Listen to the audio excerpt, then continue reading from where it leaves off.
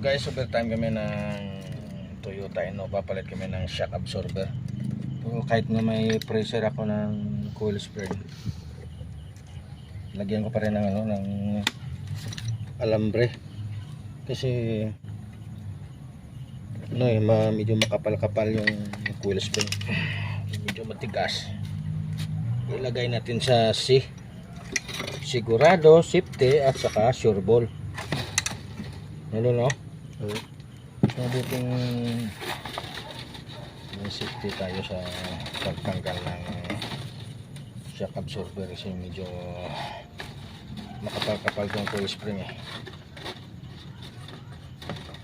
Lagyan natin ng alambre bago natin tanggalin ang nut dito. Pushback na kasi ito yung mga shock eh.